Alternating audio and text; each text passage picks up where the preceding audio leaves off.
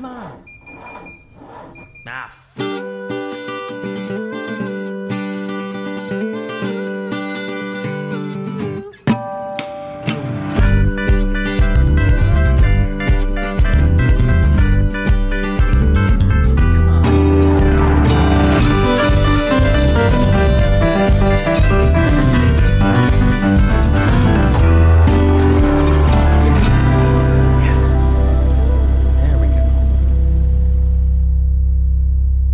What's going on, everyone? Welcome back to the only podcast produced by three two-time winners of IMSA's Spirit of the Race Award. You're tuned into the Check Engine Podcast. We're hosted on Anchor.fm and streamed worldwide on all the platforms that you use to listen to your favorites. Nick, Andrew, and Tristan sat down here for yet another roundtable discussion for you guys. What's going on, fellas? I mean, what's going on with you, man? Like, yeah, for all the listeners, I know we've been a little less consistent than we have been in the previous years, but real life, big life stuff is happening. Tristan and I mean, nothing's different in what we do. But no. You, Nick, you are the one with the news coming through with the real life shit, and we just can't. We have to spotlight it at the head of the podcast right away. Yeah, thanks for the tee up, Andrew. I am. Yeah, I went to work today. That's it. He would.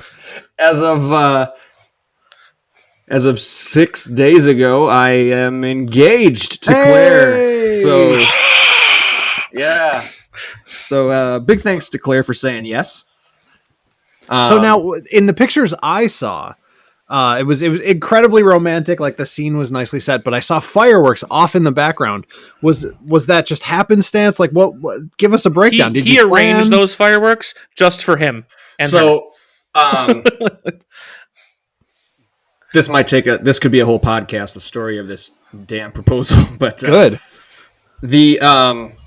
So I had planned to propose on this rooftop lounge at our hotel during the fireworks show.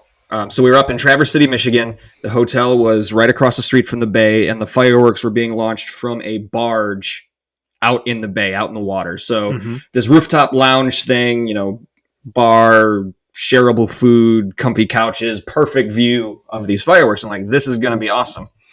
And my cousin, who I actually shouted out in the last episode, Allison and Zach, Zach's family goes up there to Traverse City for the 4th of July every year, and they stay at the campground, and they just kind of come into town here and there throughout the weekend. So I had asked them, hey, you want to come watch fireworks with us? And then, be essentially my photographer for this. Like, here's the plan. And they were all about it until I got to the hotel, or we got to the hotel, and there were signs everywhere that said, on July 4th after 9 p.m., if you're not a hotel guest, you can't be up on the roof. So I snuck down to the hotel manager to the desk, and I explained my situation. Like, can you throw me a bone here? This is what I'm trying to do. And they're like, no, sorry. What? Yeah. They're like, if we do it for you, we're gonna have to do it for everybody. God forbid. God forbid all the hordes of people beating down their doors. All the hordes of people proposing on this exact specific day. On this July 4th. You dick. Yeah. What a dick. So I found somebody else, and I'll share a little bit of that story later on because they're my shout out. Thank you for this episode. But we got another couple to help us out. And then we're up there for the fireworks, and I'm nervous as hell. Like, I've got the ring kind of, like, I had taken it out of my pocket at this point because I wanted to be smooth with it. I didn't want to like fumble around. So did you practice? No. But I had it. Just do it. I was holding it in my left hand so tight I thought I was going to crush it because I didn't want her to see it. And then so like every spot that I had like mapped out, like here's where I'm gonna do it, like here's where I'm gonna get down on one knee, like because that's where the fireworks are gonna be and it'll be in the background. Like someone pulled a chair up and sat there, like and I'm like, okay, can't do it there. Well, how about over here? I'm just like in my head, I'm like mapping out all these spots. Boom, someone sits there. Shit. Okay. And then obviously for fireworks, all the lights go down, right? They'd shut off all the hanging string lights and all that kind of stuff. And I'm like, well, no one's going to be able to actually take a lot of pictures of this anyway because there's no light. So I actually waited until after the fireworks show when the lights came back up to do it. But the fireworks you saw in the picture, Andrew, there was just some rando on the beach. lighting them off. Hey, look at that. Look at Shout that. out to Rando Man. Yeah. And we ended up getting the shot anyway. Yeah, massively improved. I will say it looked absolutely I mean scenic, like something out of The Bachelor, you know. So it was originally planned to do it with fireworks. That didn't work out, and then just by happenstance, there was some drunk dude on the beach in Traverse City lighting them off. That worked out for. Like there were actually police there. Like Nick's Nice. proposal brought to you by America. Exactly. Yeah. But yeah, still buzzing over it. I don't think it's really sunk in yet. Yeah, it won't until about the wedding. Oh, that's why. So yeah, just a really cool weekend, and the weekend actually got off to a really crappy start too. So bummer. like, the day before we were supposed to leave, Claire was actually in the ER with a migraine. So I didn't know if she was going to be well enough to make the trip, if she was going to feel up to it. Then we almost missed the ferry to go across because there was an accident by Bayshore on 43 that closed the entire highway, and we all got funneled off onto the surface roads. We're the last car to get there before the boat leaves, and they back her car into somebody else's. Oh my god. Knocked the bumper off of it almost. So, and so she had the migraine. We had been almost late. Now her car's like, and she's like stressing out and like freaking out. And I don't want to give too much away, so I just grab her by the shoulders and I say, "I promise this weekend is gonna get better." And did it? Did you get a weekend review after? Yeah, she said it was the best weekend ever. Oh, okay. Well, good. There you go. There you go. See? All is well. Yeah, Because if she had been like, well, I mean, given what happened before the ferry, it was just okay. I mean, On average, it was an okay weekend. yeah. I mean, there was that one really, really cool moment at the end, but other than that, it kind of sucked. Like, yeah, that you got to know. Weighted You wanna know average. that. Yeah. But yeah, so yes, Claire and I are engaged. And Congratulations, could not be happier. man. So, We've all been waiting. We've all been waiting. yeah. So now it's slowly hitting us how much shit we have to do. This is the fun stuff. And Tristan can testify. It's over very quickly. Well, especially if you do it like us. Yeah. I mean, yeah. Oh God. Imagine if, worst case scenario for the entire world, right? It's like a second wave of lockdowns. Can you even imagine? Ugh. No, shut up. Oh, shit. My bad. Don't put that out there. Tristan's over it already. Well, we're all over it, but Tristan's I'm not especially over it. not missing a third wedding date. I'm getting married in a hazmat suit. You guys can deal. Well, as we always say every week, Nick, are we a wedding podcast? We are not a wedding podcast. put that one down on the list too of something we are not.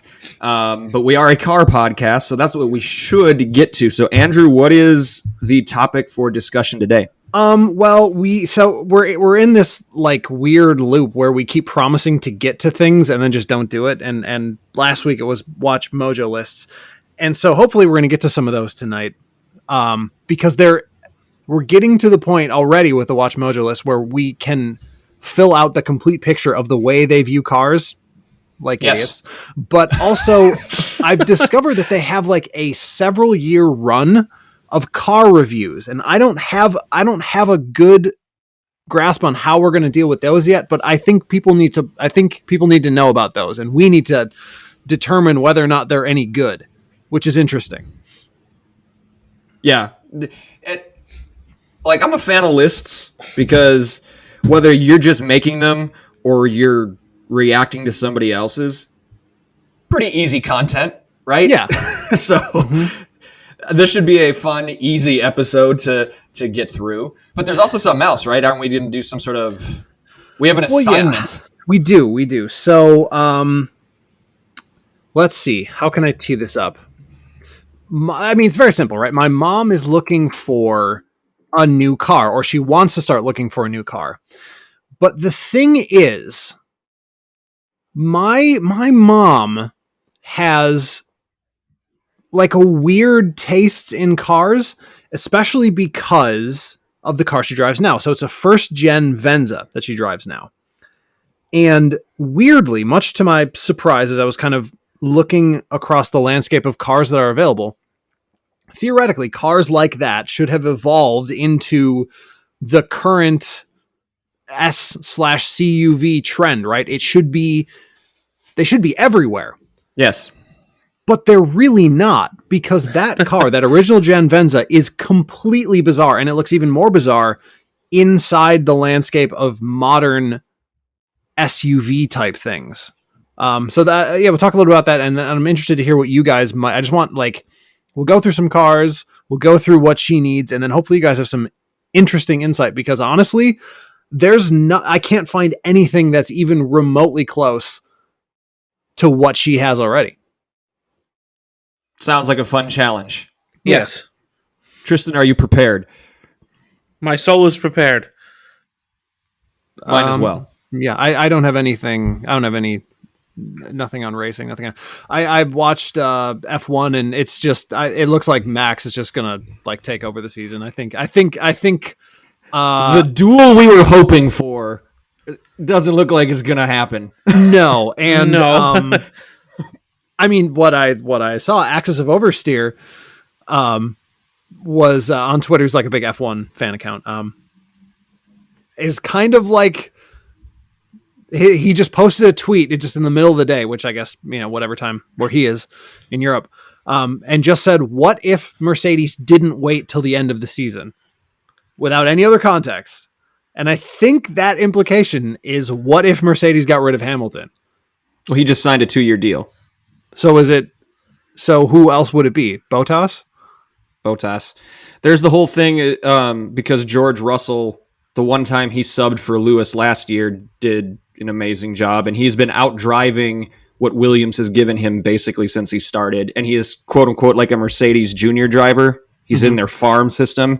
So people are saying just a matter of time, how long before the report that I heard completely, just hearsay at this point, is that Russell goes to Mercedes for Bottas. Bottas goes to Alfa Romeo to replace Raikkonen, who is finally going to retire. Mm-hmm. That's the one I heard. There's no backing anywhere, right? Of course, right now, to support it. But yeah, that's so. What he's saying is, what if Mercedes doesn't wait? Do they realize? Look, with the new car coming, we're not going to pour a lot of updates into this one. We just kind of have what we have. Is now the time to get Russell into that second seat and get him initiated with the team before a full run in 2022? Is probably what he's getting at. But do you think it's all about Russell, though? Because, I mean, Bottas is driving better than Hamilton right now. Whether it's down to equipment, whether it's, what I mean, that seems to be the overarching. He's driving like his job's on the line. Right. And his car just seems to be better. And, I mean, yeah, for whatever reason, he can. This year's car seems to be, at least in the past 3-4 races, seems to be better suited to his driving style than to Lewis's. Yeah. So I don't know. I guess I'm just wondering. It's hard to tell, right? Because F1 is a brand sport, but it's also really a driver sport, as much as people who don't like Hamilton will say it's not. He's essentially the face of F1 and should be, because he's the best driver. But is it really that great for F1 that he just kind of looks like shit lately? I think it's interesting. You see at the racetrack all the hordes of orange for Verstappen. Like, he is the young Charger, the hero, probably the most popular driver right now. So I don't think F1 cares too much. Plus, the folks at Netflix are just licking their chops because Drive to Survive next year, when they're documenting Hamilton's struggle, is going to be great TV. That's a good point. That's a really good point. It's going to be great TV. But yeah, you're right. We had a duel for about 2 or 3 races, and I don't know if it was just Austria, the track, but Verstappen was just in another zip code all weekend. Yep, it was like Both that. Weekends, it was like that IndyCar race at Road America that we were at. Where Rossi won by 30 some seconds. Yeah, Rossi was just fucking gone. Gotten out, had a snack at the pit stop, and gotten back in leisurely. Yep. Yeah, but other motorsports news. We posted it on our socials, but former guest Aaron Telitz finally got the monkey off his back. That team has been so good on pace all year, and just cartoon anvils hitting him left and right. Finally, finally, he and Hawksworth found victory lane at Watkins. So congrats to him and Hawksworth and Bosey and the team for finding the top step. Hopefully, it's the first of a whole wave of them here to close out the year. Yeah, for the back half. Also, I really liked Watkins 2 weekends in a row. I mean, no, they usually go Watkins or Canadian Tire Watkins is the normal order, right? I think it's Watkins and then Canadian Tire. Yep. They usually, and then the back down from there. Back down to Lime Rock. But I liked it kind of back to back. I mean, part of me wishes they would do one with the boot and one without, but I kind of thought it was interesting. It seemed like it brought a different dynamic because you had a whole week of practice on the track. You have another one, and I don't know. It just seemed really interesting. And with the two different race, not formats, but lengths. Yes, one being an endurance, one being a sprint race. Like, you can take a lot of the stuff you learned from one race and kind of apply it to the next one, but not entirely because you've got a way shorter race. So it's fun to watch that dynamic. Plus, they had weather both weekends.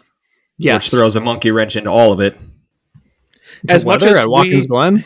Yeah, it rained at Watkins Glen. Who knew? As much as we complain that it must be an IMSA weekend that we're attending because it sets a rainfall record, it certainly does make for some interesting racing.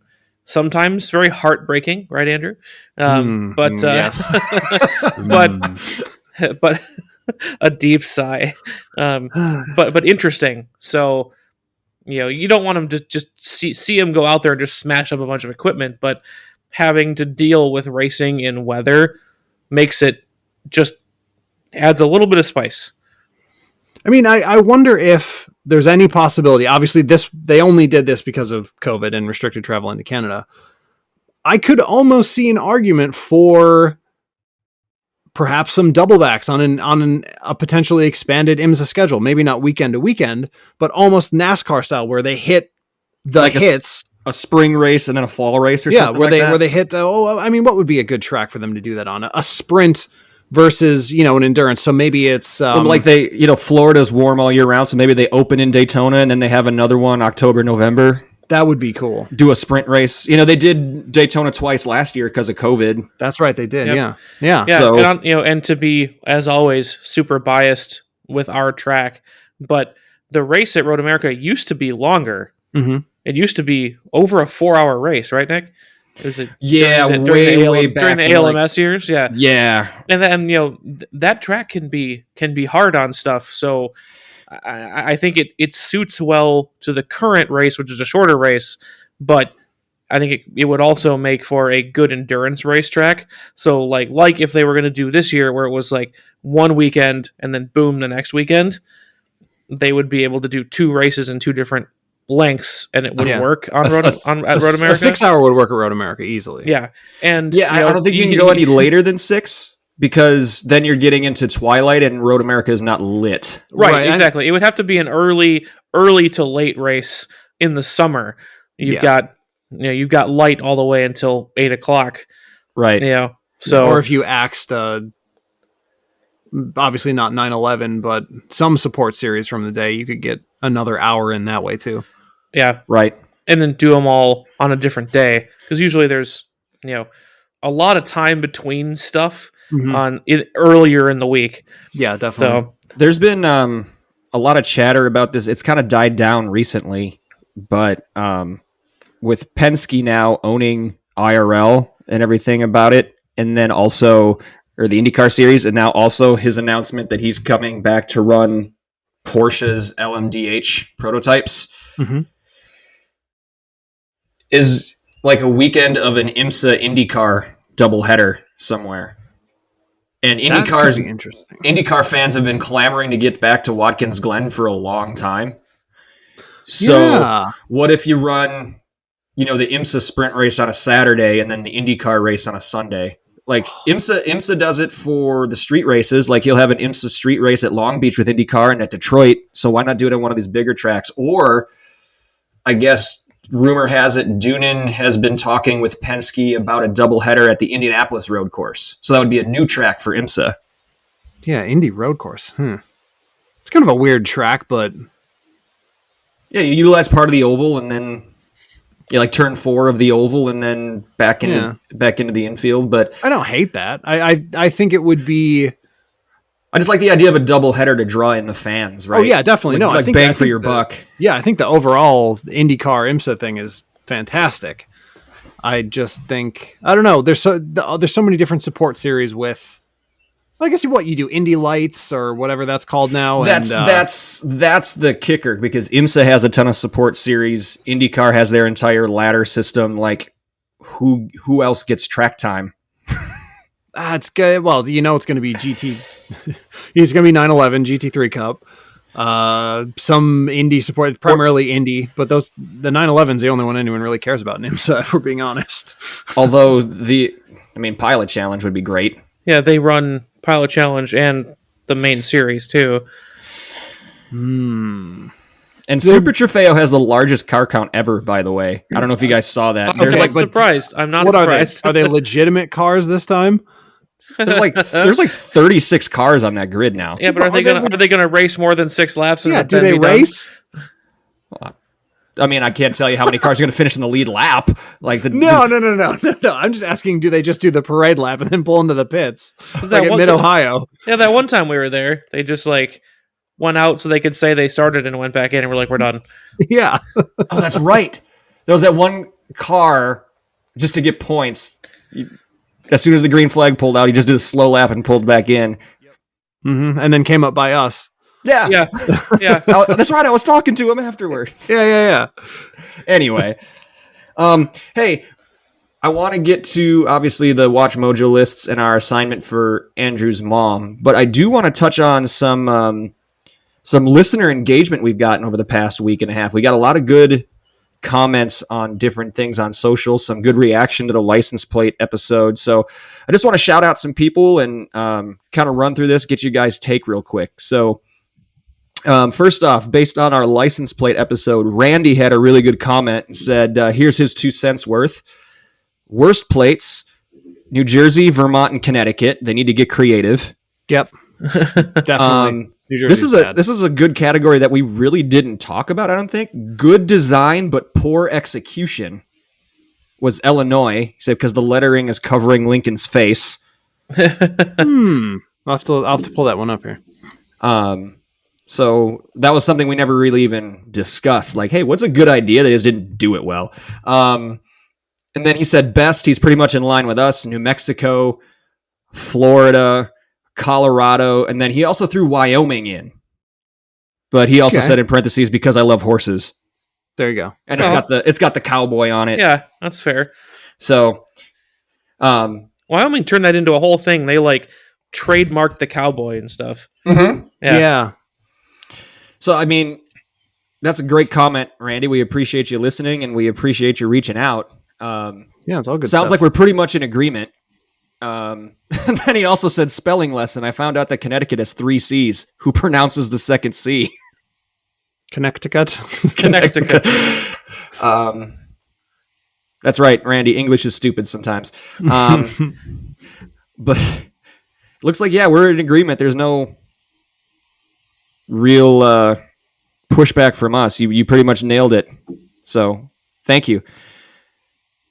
Also, moving forward a little bit to another post, I stole this one from the Stigs Facebook page, and I put up, what's the geekiest car fact you know? And Megan said the guy who came up with cruise control was blind. Interesting. Legally or... That I didn't follow up on. Legally. Details. Well, no, because there's a classification for legal blindness, and there's one there. Then it gets more significant from there, right? Right. Correct. So yeah. Until it gets a profound blindness. Yes, exactly. So why are you laughing? It makes it sound like I'm being a dick. I think that's what it's called. A profundity of blindness. That was one that like I forgot I knew. Like I had heard that before, and then she posted that. I'm like, oh yeah, that's right. Do you guys have any? I'm just putting you on the spot right here. Do you guys have any really like deep thought TM car facts? Oh, no, certainly not deep thoughts, but Definitely not. obscure. Yeah. ABS wasn't designed for cars, Was it designed Really? for boats? airplanes. Oh wait, I did know that. Yep. I'm just what I'm doing here is opening Twitter and going to Bozzy's Twitter account. And just finding a car fact in there. So here's one. Well, Andrew, while you're looking, here's I guess That's a one- question. It's what Here's a, Bozzy knows, not you. yeah. Here's Yeah, but the listeners don't know that. well, we just told them. So here's while you're looking, Andrew. Here's a question for you guys. Do you know the last car produced that offered a cassette player? I'm gonna guess it's something from Hyundai. Tristan? Hyundai Accent? No, maybe it's a truck. The Lada. Funny, but no. 2011 Ford Crown Victoria Oh shit! had it as an Okay. option. Because That was the really, last that's a 1996 Ford Crown Victoria, one. Right. So it makes Exactly. sense, right? or whatever. Yeah, just keep And making here's- the same thing. Here's a really interesting one. This is my last one, and then Andrew, you can read one of Bosey's, and then we can move I on. don't have anything. If in Malaysia, if a car's sales are quote too successful, competitors can have that car's price raised. Like how? When What's the a certain process? car is selling too well within a segment in Malaysia, competitors can actually file a complaint to the authorities, and the authorities will then hike up the price of that vehicle. Oh, that's funny. Case in point, the Passat CC was given a hike of $10,000, and the VW Polo GTI also experienced this, going from $46,000 to $56,000. Wow. So they can just say, "Hey, they're selling too much," and the government's like, "You know what? You're right." I can't believe that. That's something. Yeah. How about that? Thing I'm glad I don't have to deal with, because my car would be $100,000, Yeah, probably. Imagine how much a RAV4 would be. right? So, last thing I have from listeners, is from Michael, and this stems from we put a post up about the Mach-E versus Mustang, or sorry, Maish versus regular Maish. Mustang sales. Yeah, but I'm mad about that. You go first. So the question that Michael posts for us is, how do we feel about just electric sports cars? Like if we were to see an electric Corvette or something of that sort. You mean when there's an electric Corvette? Yeah, when. Apparently. Right. So what's our take on it? We yay, nay, indifferent? It is what it is. I mean, I find the duality of the EV push more interesting essentially every week, right? Because every manufacturer now, even Dodge, like you pointed out on Facebook, Nick, even Dodge is doing some stupid electric thing, whatever. Electric Ram. Yeah, that's Stellantis what had it that huge thing where they're rebranding like every brand in their portfolio with some electric thing. This has to be stopped. But so I'm there's waiting that. for some take on hell with electricity. Hell shock. Hell buzz. Well, they already have the close, though. Super B name. Yeah, exactly. the most powerful electric production car ever. Yeah. 3,000 brake horsepower. Just with those two guesses, we're close to what they're going to do. It's Yeah. 0.6 of a mile range. It's a drag car only. Oh, Jesus. Super hot. Anyways, Super hot. so there's that. There's, the manufacturer push. There's the there's the laughable effort from states and even countries to be like, oh, we're going to have no internal combustion cars by 2033. And it's like, you're stupid. What are you talking about? No, You're yes, so you dumb. are.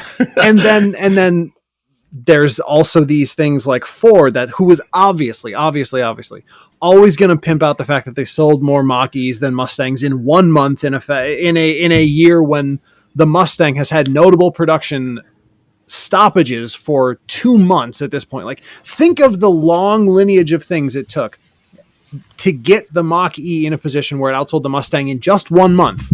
Obviously, all the pre-order sales were going to be recorded in 1 month. Right. Obviously, with no Mustangs anywhere in the country on a lot, they're going to not sell that many in 1 month. Like that, this is the kind of manipulation they have to do to put this forward because they want the Mach-E to look instantly successful.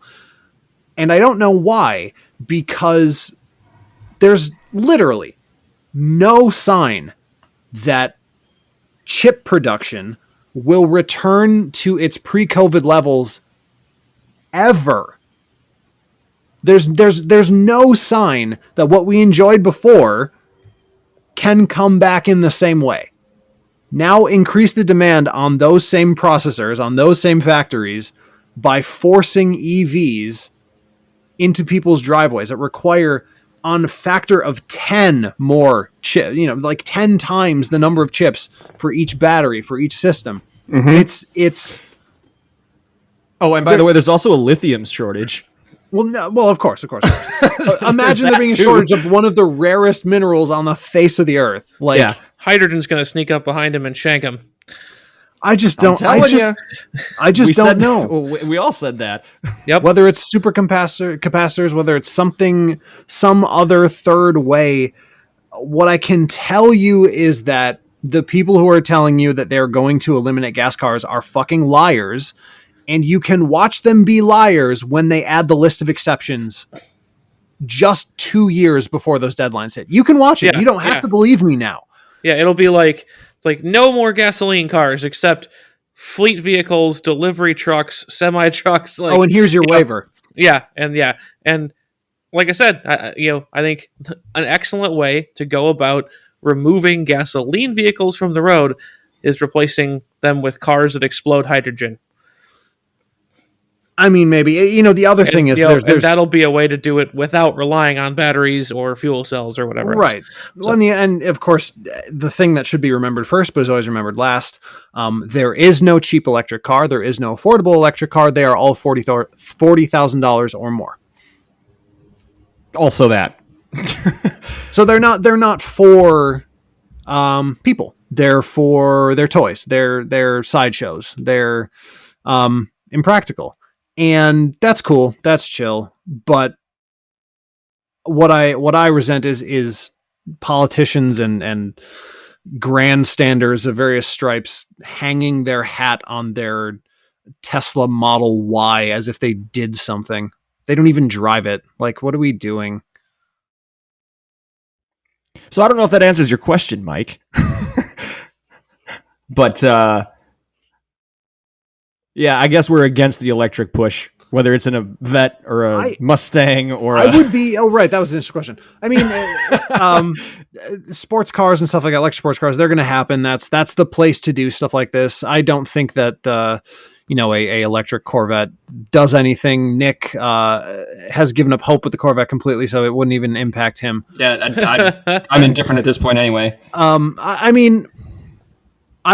To clarify my position here, I'm all for an electric vehicle push if it's in any way connected to reality. It's not, and it's still not, is really the short version of that. In the face of mounting technical difficulties specifically targeted at these exact cars, everyone's pretending that the production is accelerating, that the reality is closer. And that's not really how that works. So and it may be temporarily, but it will eventually catch up. Like they might have had a bunch of components made pre-chip shortage. Of course, they're assembling the cars. They're available now, but they might not be available later. And also, there is one EV under $40,000. Oh, great! What is it? However, it's a $32,000 compact Fireball. The Leaf, the Bolt EV. Fantastic. Which has had 2 over-the-air software fixes released and still catches on fire. So, oops. So yeah, Mike, we're not that hot on EVs, whether they're sports cars or not. I want to be. That's the frustrating thing. Yes, I think they are could be exciting, fun to drive, certainly less expensive to use than a gasoline car. Yeah. When you include just the fuel, like if I had an electric car that could go 200 miles in the winter, I would commute in one incessantly, because wear and tear on electric motors is way less than things that go boom in a transmission, and and cents on the dollar fuel cost. Like, they make sense for a very small subset of things, but this hard push for EVs is A, silly, and B, very unlikely right now. And that's why I'm kind of like, overall, I'm against the push. I want electric cars to work, but I'm also realistic that I don't think they can. That's the thing. Yeah, prove to me you're not just talk, and no one's done it yet. Right. So there you have it, Mike. We appreciate you reaching out, dude, and we appreciate everybody here who reaches out and talks to us. Let us remind you how to do so before we dive into tonight's main topics. So if you want to be like Randy or Megan or Mike, you can reach us at Facebook by looking up Check Engine Podcast. Andrew, if they want to tweet us, where can they tweet us? At Check Engine Pod. Tristan, if they want to get a hold of us, look us up on Instagram, they can find us where? At Check Engine Pod. So be sure to like, follow, share, post, DM, just like these last three folks did. Reach out how and when you can. Ask us questions, answer on the air. We may answer it. We may just go off on tangents. I don't know. But give it a shot. See what happens. Yeah, there's no guarantee your answer will be quality. He's realistic. Yeah. Yeah, we can't. We've never said we're pros, okay? But just throw a question out there and see what happens. You can also just let us know what you like or dislike about episodes. You can give us ideas for topics, all that kind of stuff. Thank you in advance. Now, Andrew, do you want to help your mom with her new vehicle first, or do you want to dive through some WatchMojo lists? Let's get this car thing out of the way, or as best we can. I mean, so here's the thing. There are innumerable SUVs on the market right now from every manufacturer, and I regularly see Twitter accounts like, oh, the era of the car is over, and I'm like, all right, yeah, maybe, but these have a problem because, or maybe they have a problem in comparison. So my mom drives a first generation Toyota Venza, which is a wagon, essentially, back when that term was still in vogue. And it's a decent car, but hers doesn't have all-wheel drive and is, as a consequence, the single worst winter vehicle I've ever experienced, because it's weirdly light in the front, and it's kind of got a little it's jacked up off the, I don't remember what platform it was built on, but anyways, it's rides a little higher, sort of like current Outback height. Sure. Right. And the back has zero weight at all, and Toyota's very, very extreme traction control cuts in anytime the wheels start to spin even the slightest bit and just kills all the power. So uphill is very problematic, even like a slight rise, simply because the second the tires start to go, you lose all the power. You can't turning off the traction control does not turn off the traction control. She sees the orange bump sign and goes, oh no. essentially. And so my parents built a new house, and it's very long, steep hills in both directions up the road. So I don't think this Venza is going to make it, which is a shame, because if it had, if she had the all-wheel drive, I don't think this would be an issue, but it is. And the problem with her wanting to replace this car is that the Venza was massive, absolutely cavernous. And despite the whole market being absolutely flooded with SUVs in all directions, almost nothing is the same size, which sounds completely ridiculous. But it's all about the way the interior space is used, right? So the Venza is a wagon. It's only 2 rows. And anything that has as much length in the back is inevitably a 3-row vehicle, which means that it's either colossally expensive or just a huge bunch of wasted space, because my mom's never taking 3 rows of people anywhere. Let's just for reference here. So 2011 Venza, length 189 inches. The what do I got here? The Palisade I have pulled up here. Length is 196 inches as a three-row SUV. Like, it's not even that much longer. Okay. But the other thing kind of weirdly sits in like a. So what are the other two? What are the other two dimensions?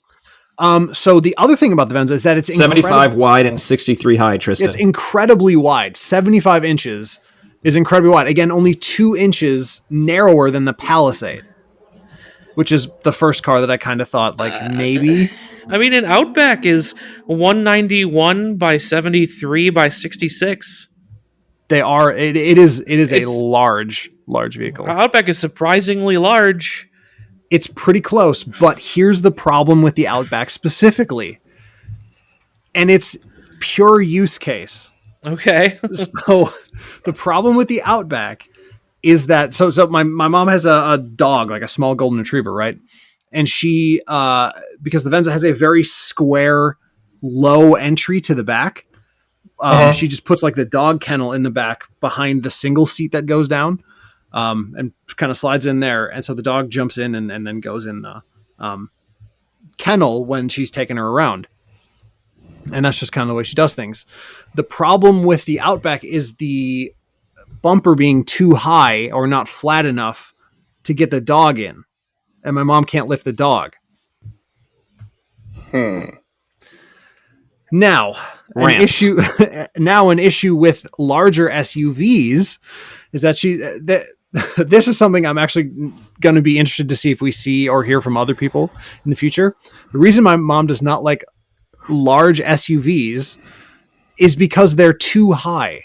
Cars are too low, but the SUVs are too high because she has double knee replacements. So like getting into a Escalade, or what's the Chevy version of that? What's Suburban? That called? Tahoe? Yeah, Suburban. She doesn't like that either. She doesn't even like my dad's RAV4. So it has to be the size of a 3-row SUV. It has to have the entry of a lower vehicle, and it has to be all-wheel drive.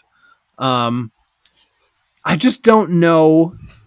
I don't know where to look, but I have one idea. So you're not going to fit. So you cannot. SUVs are flat out of the window. No, all of them, because none of them are going to have a lower sill on the back cargo area than an Outback. Right. So, like, that's barely an SUV. It's not very high. It's got a lot of clearance because it's engineered well in the middle, but it's not that high off the ground. Mm-hmm. So SUVs are straight out. The only one that she's looked at and was like, oh, maybe this could work, was actually the Chevy Traverse. Okay. Which I don't know how she arrived at that over the Outback, because obviously the first thing I said was Outback. Yeah, I'm not. Maybe there's another reason why she doesn't like that one specifically, but the Traverse was the first thing I thought of. But you know what she actually needs? Should I spoil that with what I think she actually needs, or are there some? Does anyone else have pitches? I mean, Kia Carnival. It's kind of a minivan, like, but it's also kind of not. It's bigger than what she's got now. It's 203 inches long. Do they sell that in America? Yeah. It's all-wheel drive. Starts at $32,000 new. Oh, this is a van. Actually, jumping ahead, I think the absolute correct answer is van. Yes. I don't think it's a question. Yeah, I was going to say, so if it's not the Carnival, you can get some sort of other minivan. Like, why doesn't she just get a new Venza? They're still making that, right? Yeah, but it's just a rebranded Lexus SUV. It's a piece of shit. Oh, okay. And it's completely different. Like, it's way smaller and all this other stuff. Oh, okay. Yeah, but I feel like minivan is kind of the way to go. I think so too. I haven't told her this yet. Is there a reason she still needs all of the space? Primarily just the dog, and also I think she likes, because you get the wider cars give you like nicer seats and stuff. She's not hauling anything. The dog is really like that's what I'm the saying, biggest like, item. Empty nester, right? So there's not like you're throwing a bunch of kids in the back. Mm-hmm. She doesn't haul anything. Mm-mm. If the dog is it, like maybe, But she wants to keep the dog in the kennel. right. That's the limiting factor. However, a van handily solves all of that. It has the super low entry. Literally, you can just have the dog, you can put the kennel in front of one of the seats, open the door, and the dog just walks in. Yep. Yeah. Yep. And the Odyssey and the Pacifica both come with all-wheel drive options. Mm-hmm. This is Sienna? No, not the Sienna. Wait. Let me look it up. Toyota. Da-da-da-da-da. Front or all-wheel drive. Yep. Sienna can have all-wheel drive. I think a minivan is probably her best bet. I think so, too. I mean... to get all or most of the things you say are important to her.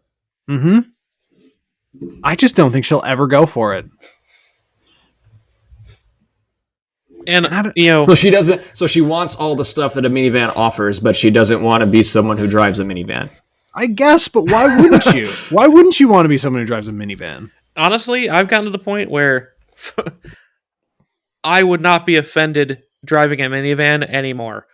They've gone back around to like this niche market where if you need one, they're actually making kind of cool ones now. Like, if that makes sense. Like, it's not going to be a driver's car. We know that. That's silly. But, but she's never buying that anyway. Right. And say, but like if I was carrying 3 dogs, 4 kids, like if I needed something that big, I'm not buying a 3-row SUV. I'm buying a minivan. Because I think they're cooler now, especially some like SUVs are. I was going to say the Carnival. Yeah. Like, I know we bump Kia a lot, like the Hyundai Kia group. But it's because they make cool shit, and the Carnival is no question. Like, that thing is legit. Have you had a chance to like kind of dive into that van? Like, they call it an MPV, multi-purpose vehicle. Like, they're rebranding it, and they're kind of stepping out of the. Well, that's what they called them in Europe. Called them in Europe for years. Yeah. Yeah. Oh. Like the Super Lux, like the Super Lux Carnival comes with like all the way reclining like leather bucket seats with like footrests. And like, whoa, like the second row seats have like footrests, and you can like sleep in them like first class. Like, here, damn. Let me drop this in the WhatsApp. Like, and look at the colors, man. Like, the colors. Like, look at that. That's really cool. Like, man, this is cool. Like. Yeah, I don't know how to tell her. I don't know how to tell her that what she needs is a van. You tell her MPV. An MPV. She'll know though once you pull up and it's a literal van. Oh, you're like, oh, yeah. she's gonna figure it out. Or just tell her, don't worry about the dog jumping up into the back. Right. Because even after he blew out his knee, my dog could still jump in the back until he got really sick. Yeah. And then we bought him a ramp, which we also put in the car, and that was fine. Right, ramps and stuff. It's a very easy thing. If you like everything else about the car, you can easily accommodate to getting the dog in the car. Mm-hmm. So you can also just choose a car you like and work it out, which is always possible. Right, of course. So, I mean, yeah, that was really my thing. I feel like if she's looking to mix things up, I mean, ideally, right, for her actual lifestyle, I believe, and you know, it would take a major shift of not putting the dog in the kennel and just putting it in the back seat. I feel like actually the Crosstrek is the perfect car for her. Yes. If you get like I have, like all the protected plastic in the back, yeah, and then like a gate, and just put the dog in the back, then a Crosstrek would be great. Yeah, I definitely think that's... Yeah, if she's willing to not have the dog kennelled. If it doesn't need to go in the kennel, that's lower, if I'm not mistaken. It is, yeah. So I think that's I actually really like that car. And have for a while. And it's got a really... I sat in it just when I was killing time at the dealer, getting mine serviced for regular service interval stuff, Mhm. and like the seats are very upright and chair like. You just kind of slide in sideways, and there you are. And it's Yeah. like, oh, this is pretty good. Pretty much most of Super. Like I'm sure the Forester would be fine too. She doesn't like the new Forester so much. She liked the last generation one. I don't know why. I have The no idea Ascent why. is probably going to be too big. Ascent, I think, is too big. Outback, I don't know what she doesn't like about the Outback. Maybe she knew someone that she didn't like that had one or something. Well, tell her I have one, and I love it. Yes, I've had two. you have it too. Yeah. That's right. And I liked them both. I think that would be perfectly fine. I don't know. I think I must be missing something on the Outback front because clearly, like, that is, and even at the time, that was the Venza. Yeah, it's the closest thing to a Venza other than an old Venza. The only other thing Has she considered pulling a Nick and finding an old all-wheel drive Venza, replacing the Trail McBlazer with a new Trail McBlazer? Newer. Right. The problem is people really like them. So the ones that are used are in like terrible condition because they've been, ridden hard and put away wet. If you only want to have it for a couple years, go and buy an old Pacifica from like Arizona, and then bring it up here, let it rust for 2 years, and then get a new one. Let it rust for 2 years. Because those cars were awesome, but their galvanizing or something was wrong. Because is that true? They turned to rust in months. It's silly. Really? Yeah. Like previous gen Pacificas? Yeah. If you find, how do you know that? Well, if you see them now, the only ones that are still on the road are just riddled with rust, more than any other vehicle that old I've ever seen. That is so bizarre. I've never thought about that. My dad and I drove one when we went to go pick up my A4. We flew out there, rented a car, and then like dropped it back off at the airport and took the new car home when we flew out east to go get the car. And like we're like, this is actually pretty cool. To this day, we talk about how we like the old Pacificas. Well, all right. I mean, that's kind of it. Like minivan. I think it has to be, it has to be a Subaru or it has to be a minivan. I don't actually hate the Traverse idea as much as I thought I would, but I do think it's going to end up, like, I don't think it solves the problem of SUVs being too high because I think that car is high shit. Yeah, I think there's some perception question going on there. I think so too. It's like if you actually look at it, it's higher than you think it is. Yeah. Or whatever. But it's quite long. Yes. The Traverse. Yes, it is. I feel like you can report back to her. I feel like we did a good job with this.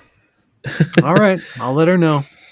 Remember MPV. Let her get in and use it first, and then, like test drive it, and then be like, "Yeah, this is basically bad." Like Nick when he was a child and Meat. Yes. Like is this a minivan? No, Mom. It's a Pacifica. MPV. It's like use the actual model name. Yeah. Sure. Is this meat? No, it's a hot dog. Is this a minivan? That's how my parents got me to eat meat when I was a kid. Is this meat? No, it's a hamburger. Oh, all right. Oh, okay. Is this a minivan? No, it's an Odyssey. Oh boy. Well, I will report if she listens to this before you talk to her, this entire plan is screwed. Neither of my parents listen. Okay, good. All right, let's do we do some lists? Let's do some lists. Let's do some lists here. Do you have links to the list this time so I can peruse on my own? I do. I will throw them in the chat here. We're going to start with one that actually is mandatory to have Nick's expert input, but in the spirit of him getting engaged, we'll go down the list of the top 10 James Bond cars as told to us by WatchMojo. Okay. And I think this list is fucking ass. Anyways, that's me jumping ahead to the beginning. You are the resident Bond expert. Yes. And I think, oh my God. Okay. All right. So let me. So how you want to do this? We just want to roll through the we'll read them down. We'll read them down. Again, WatchMojo. No one needs to expect that the world will be shattered or that they're going to bring up any particularly salient points. But let's just count them down. They're number 10 from all the James Bond movies. Well, this was written in what year? I think I don't this was see a date line on it. No, I think this was pre Daniel Craig Bond, though. Nope, there's a Casino Royale in here at number 4. Well, that's all right. None of the later movies had useful cars in them anyway. All right, number 10. From Dr. No, the Sunbeam Alpine Series 2. So, yeah, this is the first car that Sean Connery... Like, this is the first car driving scene that was in any of the Bond movies, was him in this blue car driving around... Oh, what island was that? He wasn't in Cuba, I don't think. I wouldn't somewhere know. In the Caribbean. He was somewhere in the Caribbean. Sure. And he was... Like, he had just got to the airport, and this was like the very first chase scene in the history of the Bond films. So it's a excuse me, it's a nostalgia play. Jamaica, that was it. It's a nostalgia play. It's the first Bond car ever, so it's just somewhere going to be on every list because it was the first one. I don't think there's anything super special about the car. I think the reason it makes all the lists is that, again, it was the first. Like, it introduced the crowd to this idea of car chases and all that kind of stuff as part of Bond movie lore. So, I mean, the car itself, but it's you'll find it on every Bond car list. I believe you if that's its position, yeah. Because everybody is like, remember berries, remember the first car chase? It was that Sunbeam. Meh, yeah. Yep, it was. Well, then the next one's even worse. Number 9, Aston Martin DBS from On Her Majesty's Secret Service. And obviously, if you are a man of the world, you will know that this film doesn't count because no one likes George Lazenby. Yeah, the problem with that movie, it literally just was Lazenby. Like, as far as Bond movies go, the plot wasn't awful. Like, they're all way outlandish. Like, that had the chance, if Connery was still there, or even if they brought in Roger Moore at that point in time, like, this could have been an absolute banger of a movie. But yeah, Lazenby just ruined it. I've never seen it, so I believe you. Number 8. This seems so just ugh. I don't like this pick. Number 8, BMW 750 IL from Tomorrow Never Dies. It's a 90s BMW 7 Series. It's like not even a cool one. It's just the big one. Yeah, they found the largest BMW. It's because of the remote control. Like, he drove it like a giant RC car through a parking lot to come pick him up to get him out of a fracas. That's right, he did. That was kind of cool, I guess. Again, the scene was cool, but the car, Like, they even say it in here. It may not have the sexy curves like the BMW Z8. When BMW bought the rights to be in those films, like, the Z8 was the car. It wasn't the 750 IL. Right, exactly. It should have been the Z8. It should have been. If you're going to put a BMW on here, which, look, if it's not an Aston Martin, it probably shouldn't be anywhere on this list. I mean, I see Ford Mustang on here and stuff, but like the BMWs are in 2 movies, 3 movies, because I think Brosnan's last movie they brought Aston Martin back. So they did. Yes, they did. For the one with the diamonds. The diamond guy. To Die Another Day. No, yeah, Die Another Day. Yep. There's a lot of die in the names of. Still is. The Brosnan movies. Die Another Day, Tomorrow Never Dies. I get them mixed up. No Time to Die. You only. But no, this one should not be on the list. They got too wrapped up in the scene. Yeah, definitely. They got too wrapped up in the scene, which is a great scene. But if it's about cars, this car should not be on here. It should definitely be the Z8. Number 7, AMC Hornet, Man with the Golden Gun. I don't know. Again, it got caught up in the scene, so he basically drives it through the glass of a dealership for a car chase. And this is the one where I think they actually did a full barrel roll. They jumped like it Dukes of across the Hazzard bridge. style with it across the bridge. Yeah. It was a red AMC Hornet, and he jumps a river, and the bridge is out, but it's just pitched perfectly, so he does a barrel roll as he jumps over the bridge. Again, they got caught up in the scene, and it should have nothing to do with. It has nothing to do with the car he was driving. Yeah, that's true. Number 6, Aston Martin V12 Vanquish, Die Another Day. V12 Vanish, as they call it in the movie. Corny as fuck. Remember that, though? It had active camouflage. With a straight face, the man said V12 Vanish. And we just let him get away with it. Well, I mean, I wouldn't. Yeah, I wouldn't complain about that joke. That's a me joke. So yeah, that's definitely a Tristan joke. I don't mind this one being on the list. Yeah, I don't mind. I like the Vanquish. So yeah, I definitely like the Vanquish, and I think this idea of the Tristan, as you called it, the active camouflage, is probably one of the coolest things that Q Branch put on a Bond car. And the way they presented it too, like I'm trying to remember the exact. I don't remember the exact dialogue or the scene. I think it was the cameras and it's reflective and it's a mirror. It's like, oh, that's as crazy as it is. The logic behind it, like, kind of makes sense. That would be how it worked. Yes. Yeah. If it worked. It worked. Yeah. So I'm fine with this. I like that it's on here. All right. Mustang number 5, Mustang Mach 1 Diamonds Are Forever. Stop with the Mustang. I don't care. Stop with the American cars in James Bond movies. Like, yeah. As well, put the Ford Thunderbird from Die Another Day on here, but you won't. Because obviously that's dumb. Yeah. Number 4, Aston Martin DBS V12 Casino Royale. Yes. Yes. This might be my favorite Bond car ever. Whoa! What? Absolutely. Yeah. I love the DBS V12. The one he crashes in like 2 seconds. I almost cried when he barrel rolled that thing through the Croatian countryside. As they said, luckily they crashed a DB9 instead. I'm stunned by this. Really?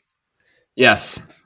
I think it was a fitting. I like the car. First of all, I like the car, and I think it was an excellent way to introduce the new Bond. Yeah. This was Daniel Craig's first film, and I don't know what else to say. This is probably my favorite Bond car of all time. That's interesting. I mean, that car is ruined for me by the fact that I was all head up for a exciting car chase and instead just got a dude overcooking it and rolling it 50 times down a hill. Yeah. Richard Hammond overcooking it on the Scandinavian flick. The name is Hammond. Richard Hammond. Yeah, I don't know. So all right. So also the thing about that is I saw Casino Royale once in theaters. The next time I saw that movie, it got me a second time. I was like, oh, this is going to be a sweet car chase. And I forgot. So it got me 2 times. And I'm just, no, I can't, I won't have that. I can't take it anymore. Yeah, I can't damn take it. All right. Number 3, Aston Martin V8 Vantage Volante from the Living Daylights. I don't know even what this is. I'm going to have to look it up. Well, it's from 87, so. Yeah, I don't think it was Aston's best years, for sure. Certainly has a bit of a Mustang look to it. I remember the car. Like a Mustang. It's trash. Get out of here.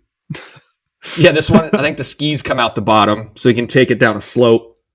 Number 2, Lotus Esprit S1. I don't know if it deserves to be number 3, but it's. Oh, for the Volante? Yeah, no, I'm sick of that. Yeah, that's trash. It's Esprit. It's Esprit. Okay, the number 2, Lotus Esprit S1. That's the submarine one, right? Yep.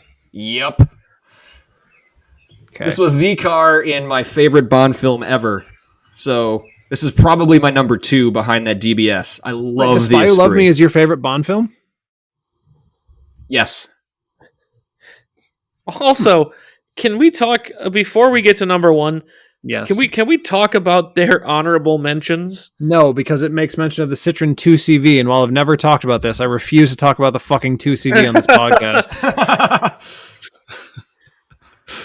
Yeah, he drops that one in through like the roof on a farmer's barn or a shack or something. What is it with people and the obsession with that car? I don't know. I do, as far as a honorable mention, the 2000 GT was pretty cool. That was the one I mentioned where they had to cut the roof off because Sean Connery was too tall. They had to make a convertible for him that didn't exist. Yeah. Right. Yeah. Yes. And it's a cool car too. That was like Toyota's first sports car. So I'm cool with that. That should probably, I would put that on the list way before the 750 IL. Definitely. Yes. Yeah, or the Sunbeam. Yeah, the AMC Hornet. Yeah, any of that, any American car. Yeah, the 2000 GT needs to move up from the honorable mention list for sure. AMC Motor Coupe. I don't even know what that looks like. Of course, the number 1. We all know what it is. Yeah, talking about it. Yeah, DB5. DB5. Meh. DB5. Look, it's going to be the number 1 on every single list you find. I know, but no one can even identify it. No one who isn't actually named Aston Martin can tell the difference between a DB5 and a DB4. Like, why are we doing this to ourselves? I hate the cultural power that this car appearing in 1, 2, 3.5 Bond movies has. It's in the new one too. That's coming out this November. It's in the trailer. Good two halves or something, or maybe he'll actually drive in the movie. I don't know. Yeah, he's doing donuts with it and firing the machine guns out the front. So it's just a circle of machine guns taking down the baddies. Ah, classic. Yes, that actually sounds kind of cool. I would watch. Yeah. Yeah, I mean, basically, isn't like the only difference between the DB5 and the DB4, like the headlights? I do not know the answer to that. Like I don't know. That would be a nerdy car fact that someone could supply us. DB5 has like Schwoopy headlights, and DB4 DB4 just has round headlights. Schloopy and droopy. Yeah, I was gonna say Schloopy headlights. Where are you going? Not Schwoo with a W. Schwoopy. Episode title. Because they schwoop. Oh no.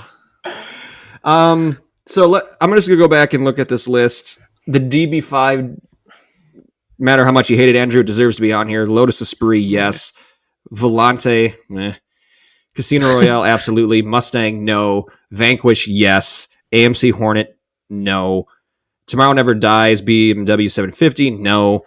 DBS on Her Majesty's Secret Service, car fine, movie sucked. And then the Sunbeam, no. So maybe 5 of them that's on here are like legit. Yeah, I think so.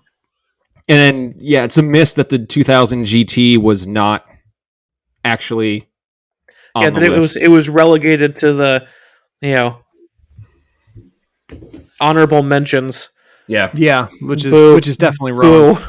Yeah, absolutely. I think the concept. I think it was the 177 that he drove in the most recent movie that was released. That one should be on here. That was a really cool car. And it was like one of one. I'm trying to remember the name of the movie now. I weirdly do know what you're talking about, but I know so little about all things Bond. Bautista was in like a McLaren or something chasing him. Yeah. I do not know the answer. What was the name of that? Yeah, that car was really cool. Oh, what was the name of that movie? I do not remember. Why can't it was the most recent one? Shit. Spectre? Yeah. No. Yes. Ha! Yes, good call, Andrew. Skyfall, then Spectre. Yes. Yeah. That's sweet. Or was Definitely. it the DB10? Yep, DB10 and the Jaguar CX-75. Yeah.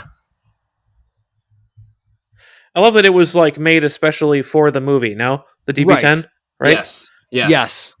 That one deserves. I'm sorry. So it wasn't the 177. It was the DB10. That one deserves to be on here, and probably the Jaguar as well that was chasing it. Yeah, maybe because that's a pretty sweet car. It really reminds me of a sweet car. And it's not the first Aston Jaguar chase either, which is cool. That's right. I like that. That's often the case, or maybe it's not often, at least a recurring theme. Yeah, because that was in Die Another Day for sure. I remember, right? Yeah, the bad guy was driving it had rockets. Yeah, the green Jaguar with the rocket launcher on it. Yeah. What a stupid movie. He was the one with the diamonds in his face. Yeah, I know. When you talk about James Bond movies, don't. The Jaguar CX-75. That's it. Yeah.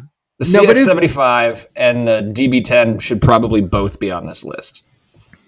It is tough to talk about Bond movies because you just sound like an absolute moron.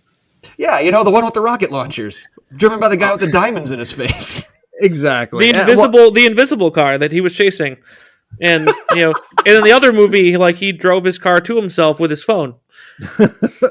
Before smartphones, P.S. Yeah. Sony Ericsson. The Sony Ericsson. Never has a Sony phone been so cool. Why do I know things like that? It was, though. You're 100% right. Yeah, you're absolutely right. Why do I know things like this? 100% right. I can picture it. I can picture it in my mind as clear as day. The little brick. Yes. Yep. Yes. Split. Yep. All right. So what's the next list, Andrew? What do we got? All right. So we could talk about top 10 movies for car lovers. We could talk about top 10. We could talk about top 10 greatest Lamborghini models of all time. Or we could talk about top 10 Top Gear moments. That one. Yeah. I think so. I recently started watching Top Gear again, actually. It holds up for the most part. It's perfect. It doesn't just, in my view, it doesn't just hold up. It's perfect. It's like the cars, the cars have, obviously are no longer relevant, but all the stuff from the people is magnificent. It's beat on beat perfection. Every episode. I get that whatever happened, like Clarkson punched somebody or something. I don't even remember. Is that what it was? He punched somebody, right? Yeah, he punched the producer. Yeah. Fine, I guess. And they have all been racist upon occasion. Oh, yeah, that's true. Especially Hammond. Especially weirdly enough.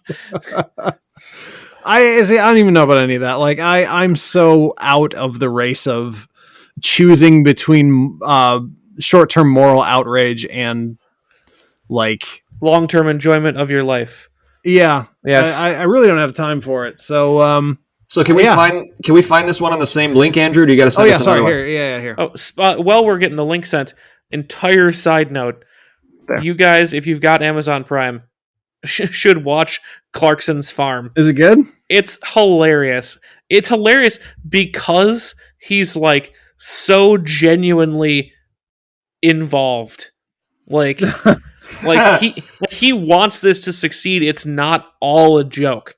Well, that's good. It's really cool. All right, yeah. So links in the chat there. Yep, I got it. Right. Looking at moments from Top Gear that began in 2002. So that would be the lineup as we know it, the classic lineup. Number 10, the Polar Special. That would be Clarkson and May driving a car to the North Pole. Was that against Hammond in the sled? Hammond was yes. Oh God, that was brutal. Simply because I mean, it came through like clear as day to me how horrible it was for Hammond. Yes, holy shit! Like tucked in the sled, like I am so cold. Yes, that was hard to watch at times. And also the dog musher whipping the shit out of the dogs. But again, they weren't pets. Well, yeah, and they don't like. I think that a misunderstanding about dog sled dogs is like literally you clip them to a harness and they just go.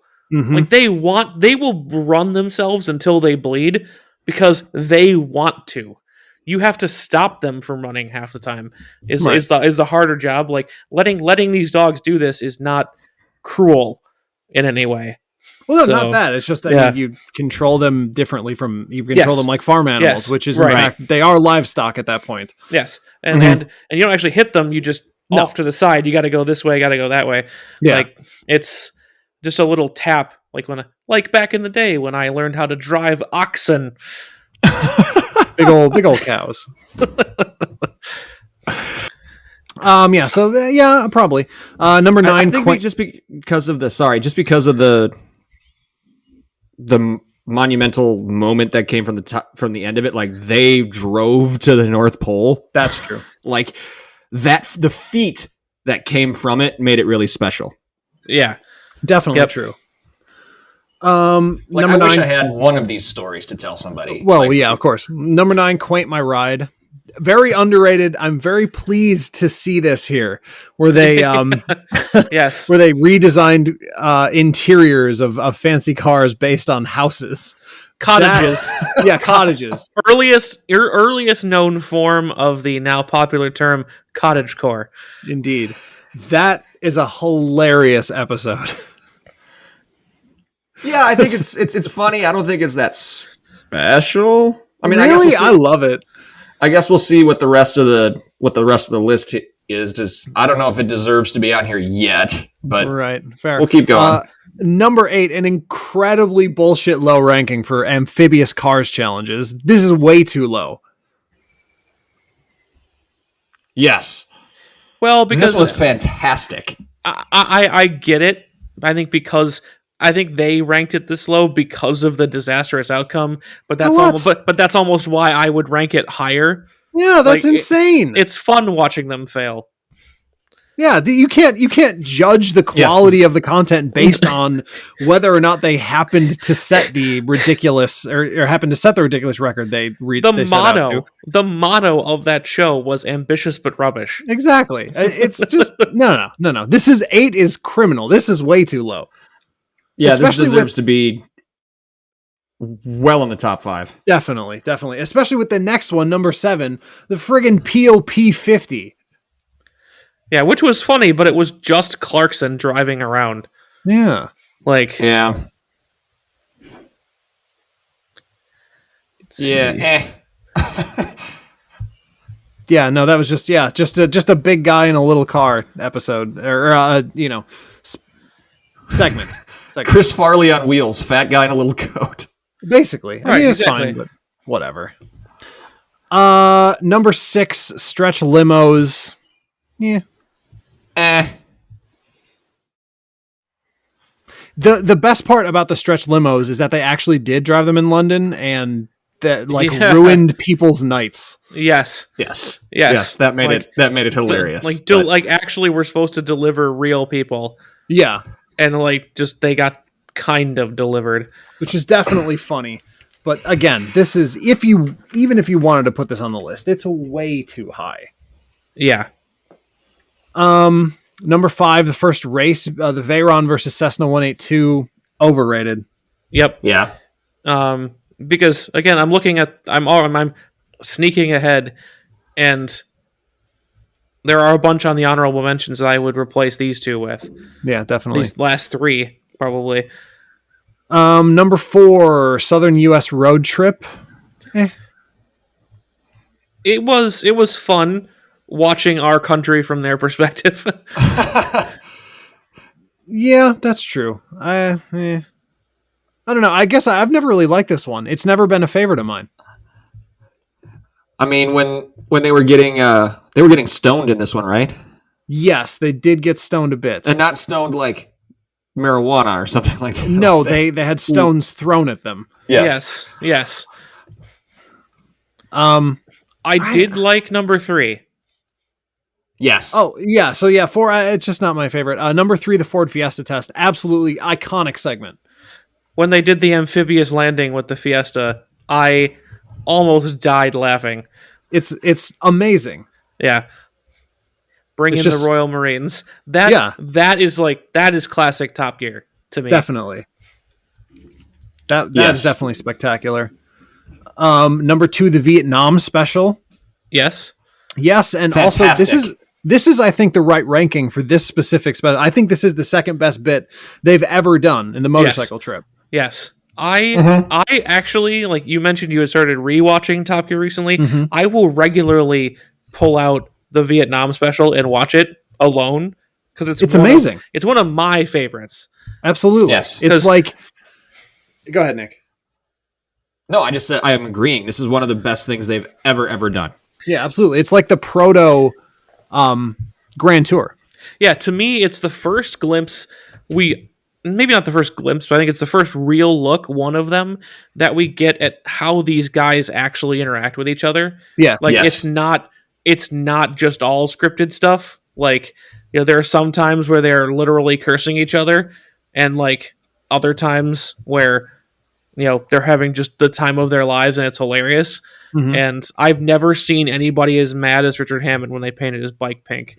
And it absolutely makes my day every time. That is really funny. And also, like, it's I mean, usually in all these episodes they like interact with the local populace, right? But Yes. the scene of Clarkson on the beach with the Vietnamese man telling him about how he was on that beach in Vietnam War on the AA gun, and the Vietnamese man was deaf. He'd gone deaf from the bombs, saying how he was defending the beach of his own country against the Americans who were flying bombing runs over him. It's just like it's one of those moments where you view history from one side, right? And then you Totally. don't. Yes, this episode it did a really good job at really before I watched that, the only knowledge I had of Vietnam was from your history classes. Like, it's in Southeast Asia. We were there for a while. We didn't really win, so we don't call it a war. It's a conflict because we want to be undefeated because we're America. And you hear all that kind of stuff. There's a bunch of protesting, but this actually it showcased the people, the culture, the scenery, of what that country is, and it's gorgeous. Yeah, amazing. I would love to go. It's incredible. I would love to go there at some Absolutely. point. Like the number, I think, in So I general. think that was what's really important about that episode is that, and I'm sure I'm one of umpteen thousands of people are watch that and it's oh, that's what Vietnam actually is. And that's something, just Top Gear in general. I would say nothing for me is a better tourism advertisement than when the Top Gear guys go somewhere. Yes. Because I was the same way with the Patagonia special. Mm-hmm. I was like, oh, that's amazing. I want to go there. Patagonia was epic. Even the Botswana special. Yes, that's an honorable mention. I want to go see hippos. That looks awesome. Just every time they go somewhere. Yes. Every time they go somewhere, I that's super cool. I want to go there. Was the Botswana? Sorry, we're diving into the honorable mentions, but was the Botswana episode? Was that the Stig's African cousin was Lewis Hamilton? Yes. Yes. Mm-hmm. Yes. Yes. It was. And when they had to shoot Oliver in the floor to drain him out. The guy brought his elephant gun over and punched a hole in the floor to drain it out. Yes, that was funny. Yeah. But let's just move right into the honorable mentions here. That needs to be on the list. Botswana needs to be on the list. 100% needs to be on the list. Caravan Holiday is on my list. I think that is one of the funniest episodes of anything I've ever seen. One of the single funniest scene is Clarkson sitting eating his ice cream, and in the background his caravan falls off the cliff. Yes, that is so fucking hilarious. That is one of the funniest. Even that whole thing. That's when they built their own. Yes. Actually, sorry. We're talking about where they built their own. I believe this series 8 is when they went on a caravan holiday and set it on fire. Ah, I see. Also funny, but I was also talking about the one where they built their own caravans. Yeah, absolutely hilarious. Yes. I think the Reliant Robin space shuttle deserves to be on the list too. I don't like that one, but I can definitely see the argument for it. Yeah, and honestly, adding to my own honorable mentions is literally every special though. Like I love Right. like why are the other two big ones on there that for me that are like the Middle Eastern special, the where they are the three wise men bringing the gifts, bringing the gifts to the baby Jesus, um, is just Jesus. the baby Jesus. Yeah, that kills me every time when they make the Africa core convertible. Like, Yes. like Yep. and Jeremy's Bedouin tent The just kills me. tent. Yeah, so like that one kills me, and then um, was it Bolivia? Was that the one they did in South America where they Where they're had trying to photograph animals. But no, that was Grand Tour. Wasn't That was That's Grand the new Tour, one. Yeah. When they had to go like over the mountains. Yes, when they Oh, got the yeah, and then you got the big sand dunes going down to the ocean Yeah. that they had. Yeah, Hammond's and- car rolls down, Yeah, and like combusts. and then the bridge over the River Cock. Bridge over the river. Yeah. Yep. What was that? Taiwan? I don't remember, but yeah, like all the specials, and the one where they did was it they called it Burma? Was it the Myanmar special? Oh yeah, yeah. Where they Yep, where they had to like drive cars through one of the single most dangerous places in the world, Yes, that was insane. the Golden Triangle in that part of Southeast Asia. Yikes. Like they did some crazy stuff and none of that is on this list. Yeah, that's true. I mean, I guess it's hard to break it up, right? Because if you want to make a list of everything they've ever done and rank it here, so like in honorable mentions here, there's also the Ariel Atom and well, the Ford Fiesta, which is less a quote unquote review and more a bit. Yes. Right. But I mean, if you're including that, what was it? Clarkson's review of the, it was one Aston. Was it the Vantage, like the V8 Vantage, something like that, where he was talking about, I think it was in Scotland or Ireland. No, he was driving in Wales. He was on the Isle of Man, and just talking about how it feels like that era of cars. There was the big V10 in the Vantage. Yes. And just talking about like that era of cars is over, and it just feels like an ending. And I mean, he was right, more or less, right? That essentially all of these shows where he's talking about this stuff, that is what happened now, 10 years later. Yep. But it's just all really well done. And that's part of what I think really gets people about Top Gear too, is like they're more than you would think. There are these super genuine moments, like where he just got out of the car and like you could see he just looked sad. Mm-hmm. Yeah.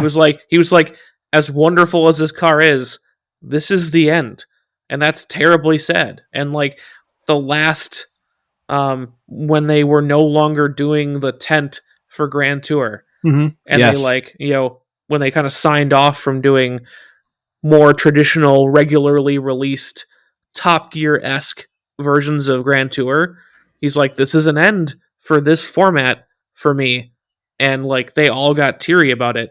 Mm-hmm. Like, and they just put it right on TV. And that's Well, to that point, Tristan, one that's not on here, which I think, in my opinion, should be on the list somewhere, even if just on honorable mention, it needs to be on the page, was when they ran the 12 Hours of Silverstone with was it the corn-powered BMW? Diesel. Yeah, the diesel was meant to be the accidental diesel race car.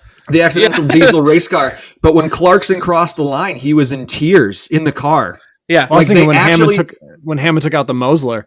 Hammond took out the Mosler.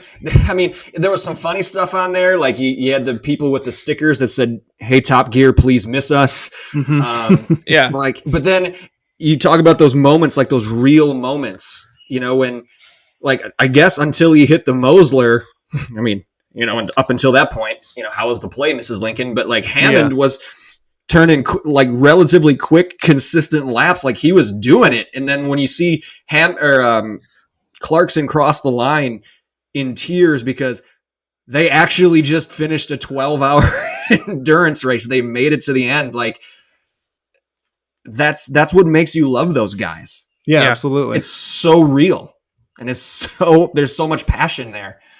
Yeah, it's awesome. We haven't even talked about the number one on this stupid WatchMojo list. It just turned into us talking about Top Gear, which is great. Yeah. Their number one is killing a Toyota.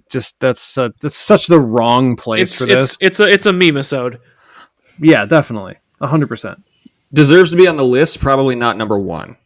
It's Definitely it's cool, and the amount of things they were able to do to this truck.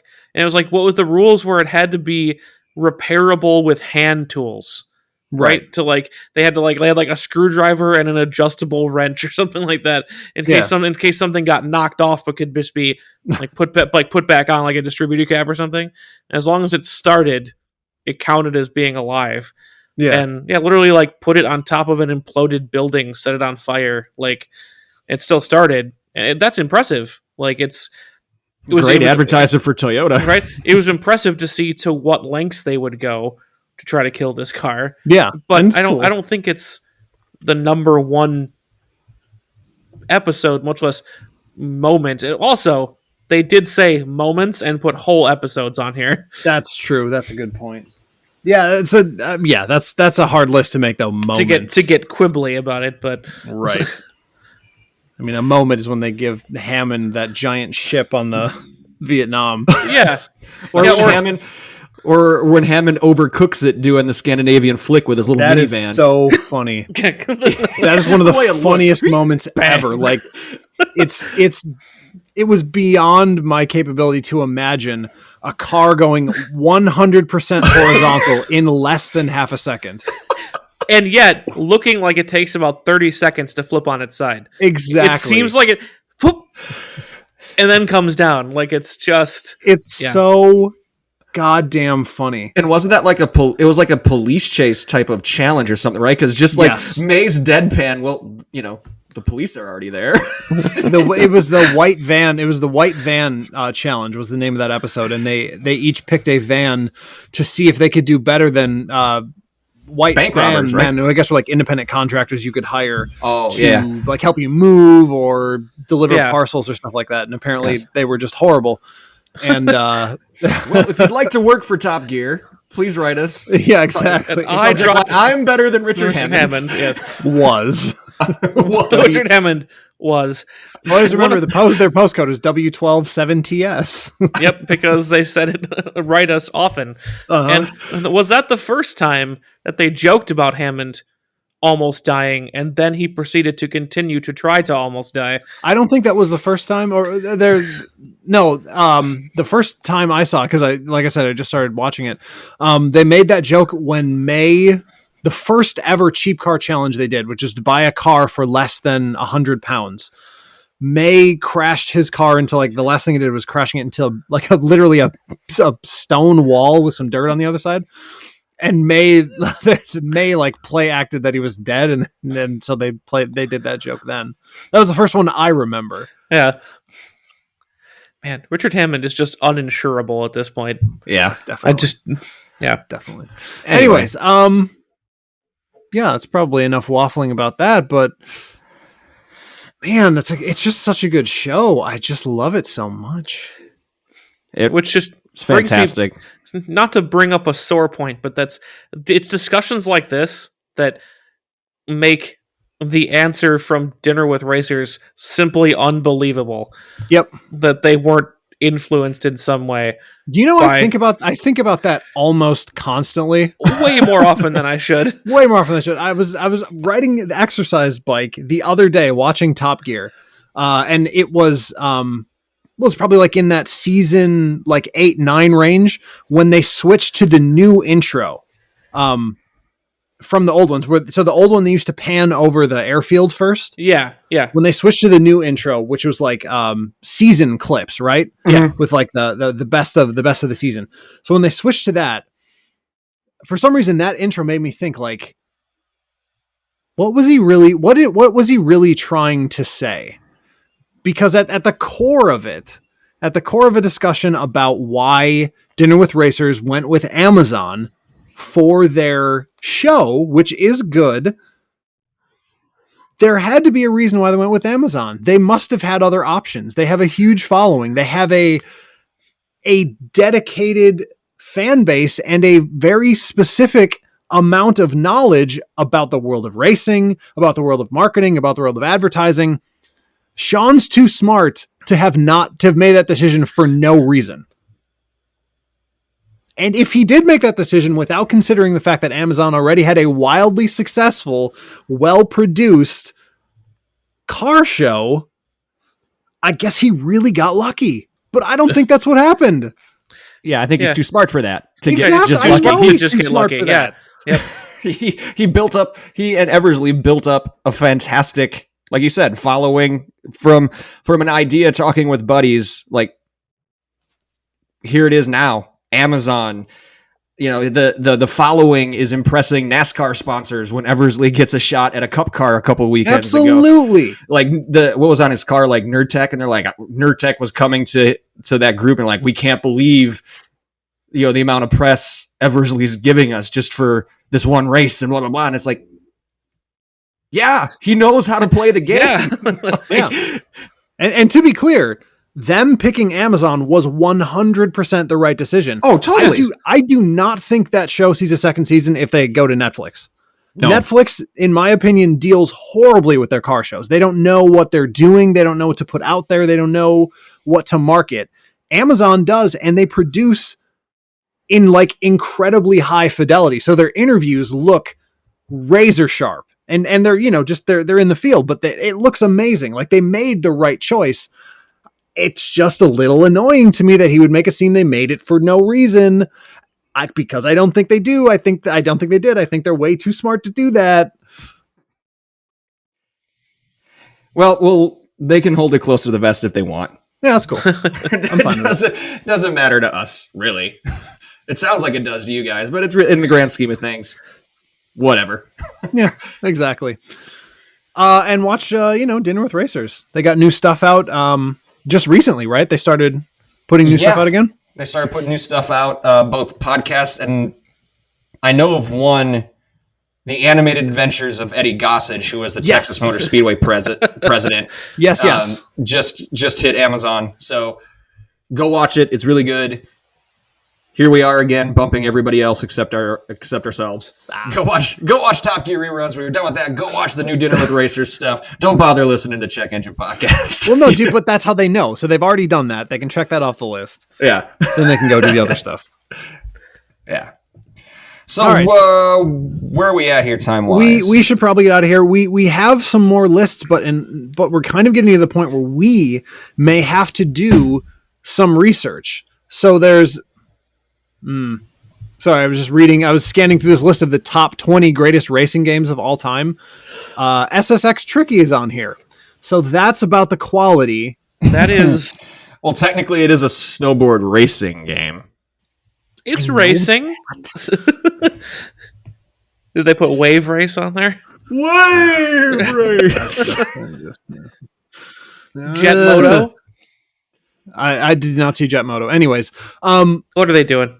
So I think we should probably do a couple more of these lists. I also want us to think of a way that we can review their reviews of cars, because I did not know that WatchMojo did reviews, but in the 11 to 13, 2011, 2013 era, they did a couple, and I clicked on one and it is probably a less than 2-minute video.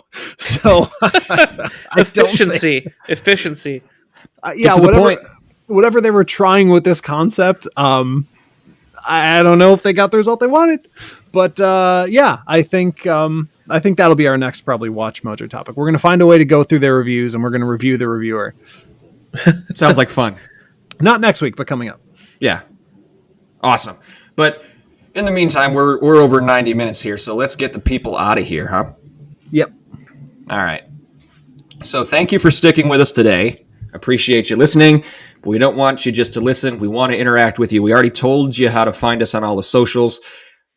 So reach out how and when you can there. Also, whatever platform you're streaming us from, leave us a review. Hopefully a good one. And also, if you feel so inclined, hit that subscribe button. It doesn't cost you anything, and all that's going to happen is you get notified of anything new that we put out. If you're really into what we're doing and you want to support us monetarily, you have 2 options for that as well. go to patreon.com/checkenginepodcast, or on our homepage at anchor.fm/checkenginepodcast. There is a support button right up at the top by our logo. Everything you pledge is put towards making this a better experience for you, the listener, and none of it goes back into our pockets. We're not in this to make money. We're in this because we have a really cool passion project hobby that we like. So again, thank you in advance. Who or what are we thanking before we get out of here, dudes? I have not thanked the listeners in a while. So I will do that. Listeners/viewers, because that was the thing I learned accidentally just a couple days ago. We were putting episodes up on YouTube for a brief period of time. Hopefully we can get back to that once we figure out a smart way to do moving backgrounds, right? So we don't get completely buried by the algorithm as you do if you just bring up like the same picture every time. Yes. But if we start recording episodes in person and want to video record them. Also, yes. Yes. Anyways, what I found is that our backlog on YouTube has some views. We've got over 50 views on at least one of our videos, and that is far more than I ever expected us to get in any reality. So to anyone who's watching, to anyone who's listening, to anyone who's following us in any way, thank you specifically. Sounds Ditto. good. Yeah. Agreed, Tristan. I would like to pull out at an appropriate time. I know we often joke that it's an old standby. I'd like to thank Jessica again.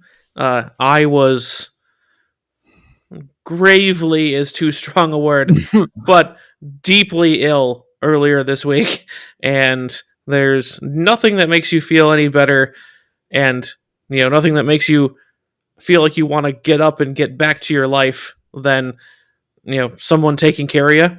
So I would probably not be ready to do this today. It would have pushed off my recovery by a few days if I was left to my own devices. So so thank you as always for supporting the podcast and supporting me. You two should get married. Yeah, something like that, right? You Why two haven't should you gotten married yet? You two should be married. Yeah, Nick. Yeah, Nick. When are you getting married? Yeah, when's the wedding? As Trish and I immediately ruin his engagement by doing that. Yeah, we literally on the text message. When wedding? When baby? When Babney? Oh man, dude! Listen, guys, we are. Yeah, how T-minus what for? We are a month away from. We are a month away from the red zone, basically. Oh shit! Like, well, that's what I was telling you guys earlier. I probably won't be staying up at Road America because by the time we get into August, it's realistically any time. Yep. Yeah, at that point. So. Yeah.